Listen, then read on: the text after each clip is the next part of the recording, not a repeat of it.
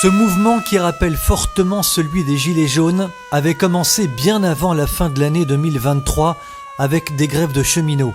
Jamais l'Allemagne n'avait connu de telles manifestations, de telles démonstrations de force. Des dizaines de milliers de tracteurs ont convergé vers les mêmes endroits afin de commencer à bloquer une partie du pays. Ralentissement du trafic sur les voies express, blocage de carrefours, de rues, installation sur les esplanades.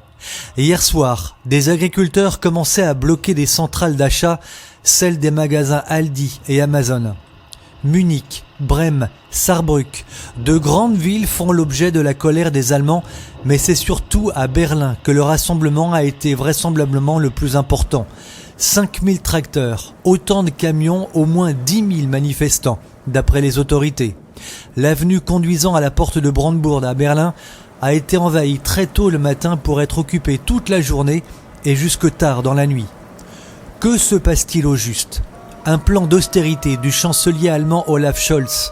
Scholz souhaite voir supprimer la subvention sur les carburants agricoles et routiers, une mesure particulièrement impopulaire en ces temps où la pauvreté explose partout en Europe.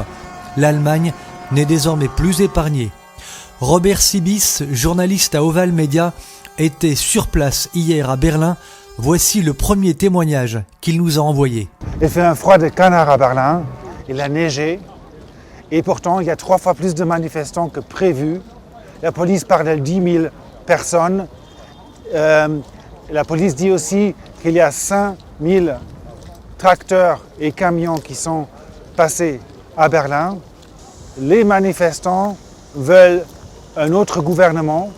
Ce n'est plus une discussion sur juste une taxe, mais c'est une discussion fondamentale. Et c'est pourquoi aussi beaucoup d'autres groupes de professionnels se sont joints, comme depuis une semaine les chauffeurs de camions et d'autres transporteurs, mais aussi les chasseurs, les artisans et bien d'autres groupes. C'est devenu beaucoup plus général. Et ceux qui ont manifesté à d'autres fins ces dernières années se sont joints aussi parce qu'évidemment, on a envie d'un changement profond.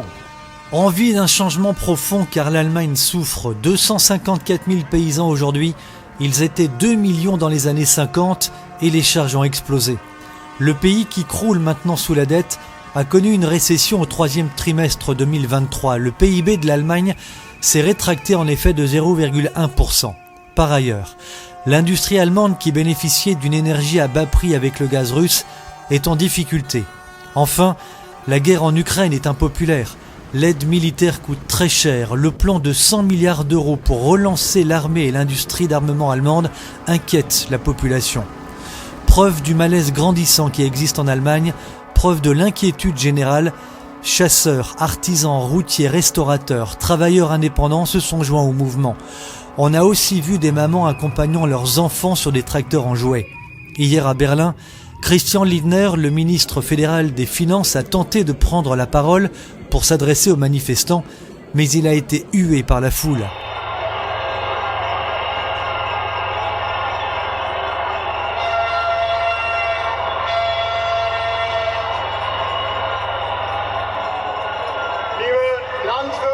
Liebe Landwirte,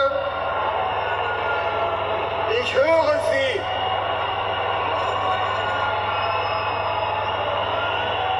Ich höre Sie und es ist ein beeindruckendes Bild. Ce matin, le ministre de la Finance, Christian Lindner, est venu sur scène parler aux manifestants. Ça n'a pas très bien marché. Face au sifflement, les micros ont pu enregistrer que le ministre de la Finance, Christian Lindner, a défendu la taxe sur le gazole qui va être augmentée pour les fermiers. Et évidemment, cette défense montre aussi qu'il y a une discussion fondamentalement difficile. Le ministre de l'Agriculture, Cem Özdemir, a proposé une taxe supplémentaire vis-à-vis de cette manifestation. Une taxe supplémentaire sur la viande qui donc toucherait toute personne qui mange de la viande en Allemagne pour après refinancer les agriculteurs. Évidemment, ça crée une division de la population Et évidemment, là aussi, quand les manifestants demandent que la taxation reste comme elle est, d'augmenter une taxe qui touche presque toute la population est évidemment une sorte de confrontation qui n'est pas bien acceptée par les manifestants.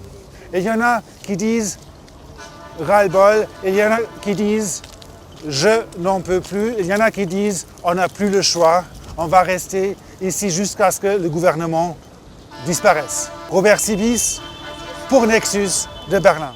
Il semblerait que la colère des Allemands commence à payer. Après le passage pourtant raté de Christian Lindner hier, le ministre fédéral des Finances, devant les manifestants, le gouvernement a décidé de supprimer progressivement seulement l'avantage fiscal pour le diesel agricole et non pas d'un seul coup. Objectif, que les entreprises aient le temps de s'adapter aux règles imposées par l'Europe. Il n'est pas du tout sûr que cela fasse rentrer les manifestants chez eux.